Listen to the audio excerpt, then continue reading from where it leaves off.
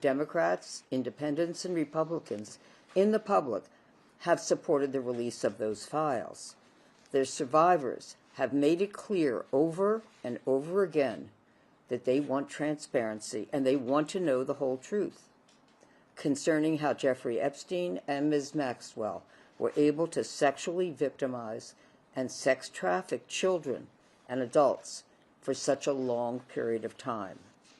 Alicia Arden, who is here with me today, is the first victim of Jeffrey Epstein to have proof that she filed a police report because of what Epstein did to her. And, however, no prosecution of Jeffrey Epstein ever took place in reference to her police report. Alicia will explain how she feels about the upcoming vote in the House and the President's decision yesterday to tell House Republicans to vote to release the files. After Alicia speaks, I will share my concerns about the latest development on this issue announced by the President and how it may impact the survivors' desire to have all of the Department of Justice's files released. First, however, I'm honored to present Alicia Arden.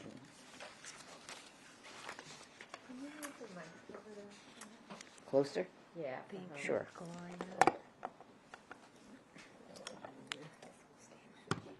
Thank you.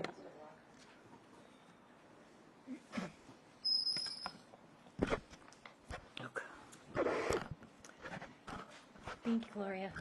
And thank you all for coming. And this has been a very... Could you speak up a little? Oh, okay. Thank you, Gloria. Is that better? Thank you. Thanks all for coming. This has been a very emotionally draining week for me, as I'm sure you all can imagine. And it's been very emotional for so many of the survivors, myself, of Jeffrey Epstein. And the current administration promised during the campaign to release the Jeffrey Epstein files, but all the files were not released due to the House Oversight Committee, even though the campaign and the committee had subpoenaed them. President Trump just told everyone to just move on.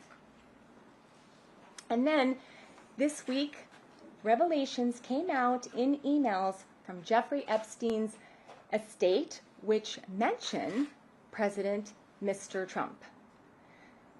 And that same president who told us to move on threatened a Republican member of Congress who changed her vote to support the survivors.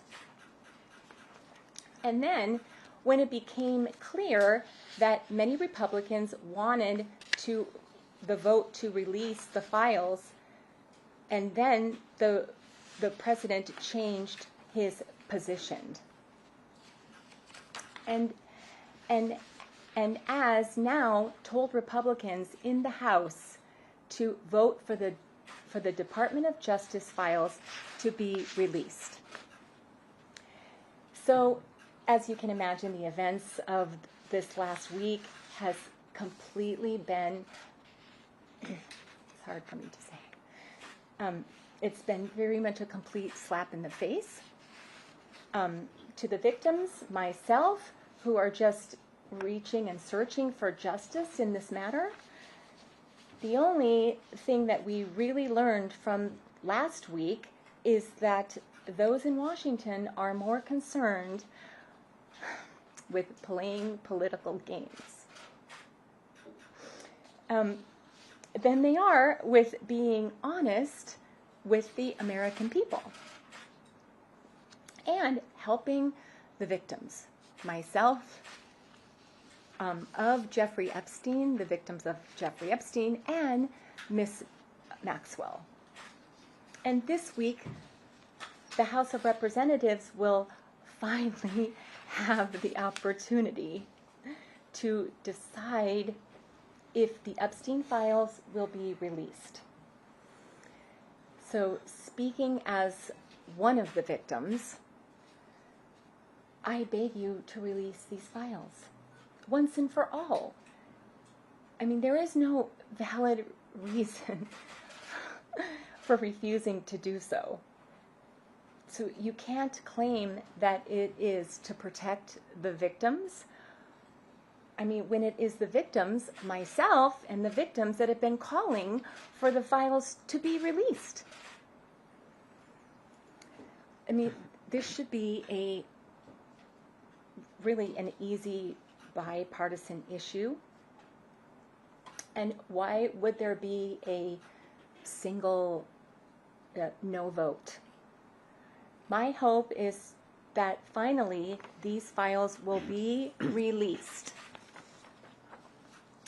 And those who were complacent in Jeffrey Epstein's crimes will finally be named. And the American public will get the transparency that they've been promised and which we all deserve and they deserve.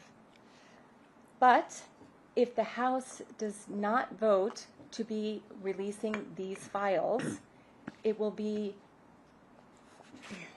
very disappointing to all of us. And I mean, what reason could they possibly have for keeping this information such a secret, unless it is to protect themselves? And I believe that. What could they have? It's in order just to protect themselves at the expense of myself, the victims, all of the public. And the more that we are denied the files, the more we assume that the very politicians who vote appear to be doing and so to hide the facts for their own political or personal reasons. So once again, I appeal to the members of the House. Vote to release these files so that we can finally see who else helped Jeffrey Epstein and who else victimized so many children and adults. Thank you, Alicia. You're welcome. I would like to begin by thanking the President for urging the Republicans in the House to vote to support the discharge petition and on the floor to release the Epstein files. However, I am concerned with what the President has not said. First, he has not explained to the public that a vote to release the files is not really necessary. The House Oversight Committee has already subpoenaed the files, and some of the files, but not all of them, have been released. The committee could seek a vote, holding the Department of Justice in contempt, but most likely they do not have enough votes to take that step. Further, the Department of Justice could have released all of the files and still could, voluntarily. They did not need a vote in Congress or a subpoena to do that.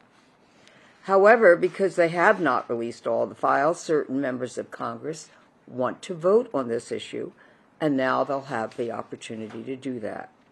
If the House votes to support the release of the files, the issue will then go to the Senate for a vote. I note that the President has not urged the senators to vote to release the files. Even if the senators do vote in favor of the release, the bill will then go to the President. And the President has not indicated that he would even sign such a bill. Further complicating all of this is that the President has directed the Department of Justice to investigate high-level Democrats who are mentioned in the Epstein files. Attorney General Pam Bondi said she would do that, and she directed the Justice Department's office in the Southern District of New York to open the investigation. Will any Republicans whose names are in the files and who were associated with Jeffrey Epstein also have their names be released, or will their names be withheld? Will any of them be prosecuted if there's sufficient evidence to do that? Will the release of the names of Democrats in the files contaminate any future prosecution of those individuals named in the files? Also, Democrats who are being investigated should be able to argue selective prosecution, which appears to be political persecution. There are many more questions that flow from the president's statements and lack of answers to other important questions.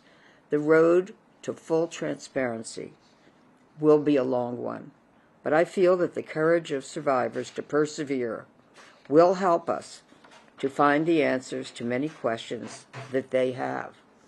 I look forward to as much justice as is still possible for all of the brave survivors.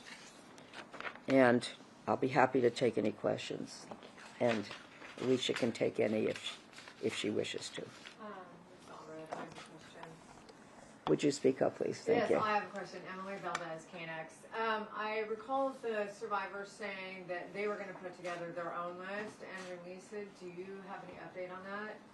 The question is that she recalls the survivors indicating that they would put together their own list of others, third parties, in addition to Jeffrey Epstein and Ms. Maxwell, whom they allege sexually exploited or sexually abused or sex trafficked them. The question is, have they done that? The answer is each one of them knows their own truth. They don't know what happened to many others. There are alleged to be 1,000 victims of Jeffrey Epstein. I'm not sure if anybody knows the exact number, but many. So they may know what happened to some of their friends, but maybe they don't know the whole picture. That's what they're looking for. As to the actual release of the names, that would be very dangerous for the survivors to do it. And there are many attorneys involved, and I have no doubt that the attorneys have warned them that if they release the names of others who sexually abused them and said, Mr. X raped me, Mr. X sexually assaulted me, that they could be sued by the person whose name they released, who would then say, you have accused me of a crime because rape, sexual assault of a child, these are crimes. And that person was likely to say, you have defamed me, I'm innocent, I didn't do it, and therefore I have filed a defamation lawsuit against you. Most of these survivors do not have sufficient funds to pay an attorney to defend them against a civil defamation lawsuit, which could run hundreds of thousands to potentially over $1 million in fees and costs. That's a danger, and they could be tied up for years in depositions and in that lawsuit, even if it goes to trial, which it may or may not ever go to trial. Having said that, I would be really surprised, anything is possible, if a survivor decided to release all the names that she knows about. Now, I believe that it was a member of Congress, perhaps it was a Marjorie Taylor Greene, I'm not sure, who said that she would release all the names on the floor of the Congress. Well, she would have some legal protection if she did it during a congressional proceeding. However, she's likely to be asked at some point who gave her those names. And then if it comes out that the survivors did, or any of them did, it may be that the survivors, again, will have further legal troubles. So the answer is, I don't know what will come next for the list of the survivors. Accusers. Well, the survivors who are accusing a third party. Okay, thank you. Good, great question. How would they do that? Are there any other questions for Alicia or for myself? Do you know Spanish at all? Sí, un poquito. Enough to answer questions? No. Or say anything in Spanish? Probably, Yes or no? un poquito. Probably not enough. A little, but probably not enough. A little, un poquito. But It's if muy you mal, the situation. And I want it to be muy bien. It's muy mal, okay. this situation. If you'd like to wait until afterwards, I could have somebody translate for her. Okay, be happy to do that. Is there anything further? Any other questions? The last one was a very good one. Okay. I'll ask, what would you love to see happen, like, for your case and for just this whole overall situation? What would be the greatest thing you'd like to see in your guys' corner? Well, yeah. There's no case pending right now. Because in reference to the criminal case of Jeffrey Epstein, he's now deceased. And in reference to Ms. Maxwell, the Supreme Court did not agree to hear her appeal. And so the only hope for her will be a pardon or commutation from the president, which reportedly she's seeking. But in terms of the survivors, they've always wanted truth and transparency. They would like to see all of the files released that the Department of Justice has. That, in other words, that would include investigative files from the FBI, from Homeland Security, and from any prosecutions which took place. I mean, the Jeffrey Epstein prosecution had begun, and then he died mysteriously in New York in custody. And they'd like to see all the files released from the Ms. Maxwell case as well. So that's what they're fighting for, is accountability and justice. It's not over just because there's been conviction of Ms. Maxwell and death of Jeffrey Epstein. I just want to add there's been a great deal of criticism of Todd Blanche, the Deputy Attorney General, who interviewed Ms. Maxwell in prison and who has now said recently, when some inconsistencies arose in the answer she gave him that day compared to other responses she had given in the past, that he didn't have in his possession, or the Department of Justice didn't have, emails from the estate of Jeffrey Epstein. So that raises even more questions. Why didn't they, if they didn't, why didn't the Department of Justice ever subpoena the emails in the Jeffrey Epstein files of the estate? How could a Deputy Attorney General of the United States go in and interview a convicted felon without having possession of those files? Again, more questions than answers. I don't know any prosecutor who would have done that. And of course, to have that high-level prosecutor even interviewing Ms. Maxwell is also very suspicious as well. Any other questions? If this doesn't work, you know, Trump wanting to release the names and stuff, what do you think would work to finally, like, get these files, get these names? Like, this case has been going on for a long time. And again, now, because he's directed the criminal investigation of these high-profile Democrats, such as former President Clinton, and others aren't somewhat. This further complicates the whole situation. Is the Department of Justice going to say, well, we can't release anything that would be the usual profile in reference to these Democrats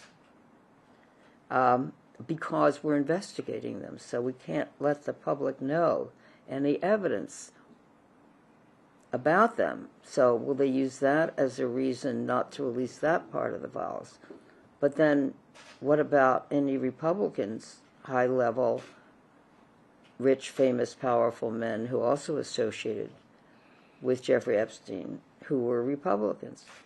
I want to just add, in all my years involved in this case, and many discussions with many survivors of Jeffrey Epstein, not once has anyone said to me, is the person who sexually abused me a Democrat or a Republican? It's not something they cared about. They just wanted justice for him. They didn't care if he even ever voted or was an independent or not affiliated with the party. So now we're just involved in this political bloodbath trying to get answers. So all I can say is when the fog of political war clears, I certainly hope that the survivors of Jeffrey Epstein will have more answers and information than they have now. I have one Go more. ahead. Oh, I wanted to get, Ms. Alden, is it okay, are you comfortable sharing a little bit of your story of what happened to you with Jeffrey? You want to get closer here to the camera? I'll move this. Okay, go ahead. Well, I have been asked this question Good. many times, and I always say, which is the truth, I speak to you as if we are coming back in 1997. So this happened to me in 1997. So if you come back with me, is a different time in 1997, which I thought I was highly always modeling and acting. I was auditioning for Melrose Place and Beverly Hills 90210, and I was working on Doogie Howser, and I was doing many shows and many modeling lingerie ads, and I did all these things and I was in Playboy, but I was in lingerie. But on the left side of me was Cindy Crawford in the magazine and Claudia Schiffer, my two favorite Victoria's Secrets models, and I'm in the magazine with them. So I thought, I'm going to send my pictures to New York.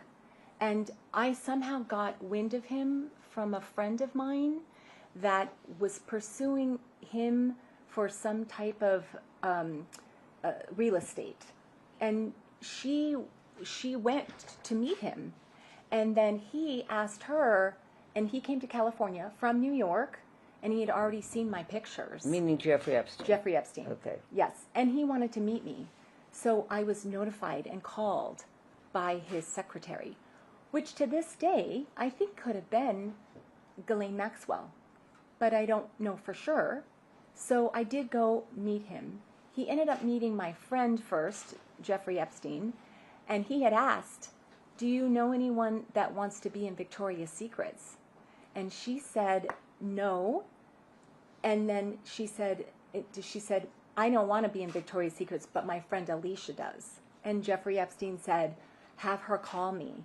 And anything else, and anyone else who wants to be in Victoria's Secrets. Which is why, to this day, it makes perfect sense to me now that he was recruiting what we all saw that he did, but I didn't know that that's what he did and became of him. Where did you meet him? I ended up in the hotel room with him for what I thought was a Victoria's Secrets lingerie catalog audition. And which hotel was that? Shutters. In Santa Monica, California. And I wanted so desperately, like any model, to be in Victoria's Secrets. And I know that I could, because I was doing so much other, and I know I could do it, and I know I could be in there based on my beautiful modeling pictures. And so we were there in the hotel room, and he opened the door. He was barefoot in what appeared to be a suite with a kitchen and a whole entire living room. It's very expensive to stay there and be there at Shutters. So he opened the door, and I'll never forget it. He had on a white shirt. It might have been Fila at the time, and black lingerie pants. No, black sweatpants. Sweatpants, not lingerie. Okay. Sweatpants and black. Oh no, he was barefoot. So he wanted to see my portfolio, and so it was going well until he said, "Come closer to me, and then I want to start handling you." He asked me to turn around, and normally in an audition, you might end up in a bathing suit, and you take off your wrap and you in a bathing suit, and you model and turn around, which is legitimate to do that. But then he wanted me to come closer, and he started touching me, and I just couldn't handle it anymore. And he said, "Let me manhandle you," which I've never heard that word, and it's very upsetting because he said that to me. I've never forgotten it. And he wanted to manhandle me and start touching my buttocks, my stomach, my hips and thighs, and my chest, and it just was becoming apparent that I just felt like I was going to just involved in a situation I didn't want to be in. So I wanted to leave. And so I said, "Jeffrey, I'm going to leave." And then he said to me, "I will give you $100. And to this day, it's so hard for me to say, because I said, "I'm not a prostitute. I only want to be in Victoria's Secrets. I only want to be in the catalog." And I didn't take it. I threw it on the table, and because I did not want to go on what all the touching anymore. It was not right. It's not what happens in an audition. So I said, "I'm taking my portfolio and I'm leaving." And I'm leaving. So I left, and he's following me out of the room, and he gave me the $100. And I didn't know really what to do. So I decided to take it, because if you've been a model and actress in LA and you are living in Hollywood, driving to auditions in Santa Monica in LA, it's a lot of gas. So then I did. And I said, "Okay, I'm leaving." And so he followed me to valet parking in the Shutters Hotel. And he got his car, which was a black Mercedes, and then I went out into mine, and I said, "Okay, so I'm leaving." And he just kind of waved and didn't say anything. I think he said, "I'll call you," but I just was so traumatized as to what took place, and him touching me and groping me and telling me he wanted to manhandle me, and I'm in a bra and underwear at this point, because that's what happens. When you're going in for lingerie catalogs, you do have to be in a bra and underwear and a swimsuit to get the job. But I physically thought I was going to get it, and I had no idea that he really wasn't really who he said he was. And then I just felt I needed to leave. I drove right to the Santa Monica Police Department, which is across the street from the Shutters Hotel. And so I just felt I needed to do it. And that I'm sure I've put out there before. I don't know if you want me to go into that. That was a whole saga. I went in, and they didn't really want me to file it, and I felt I had to. So they took a little bit. They told me to think about it and come back. Think about it and come back. And so I just really wanted a female police officer, which I ended up not getting. But I did it, and to this day I'm happy that I did. And I said everything in my statement that, he was touching me and groping me and taking my clothes off, as to my clothes are off, but I just felt I needed to get out of there. And I felt I had to file the police report. Because what if he was doing this to other girls? I'm solely in there for, a legitimate audition. And he's already seen my pictures. But I did get a phone call from a woman. And then, when I was in the room, I was crying in front of him. A lot. because I wanted to get in the catalog so bad. And he was saying, well, you look great in this picture, but then you look really busty. He did say that to me. You look really busty in this picture. And I said, I mean, I'm very fit. I'm in fitness magazines. A camera can appear bigger or not. So that's great.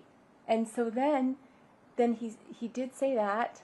And then he said, I'll have to see. And then I started crying. And then he did get another phone call on his cell phone in front of me. And I, to this day, think I can't prove it, but I think it was Ghislaine Maxwell, allegedly. I think, because they were together in 1997, right?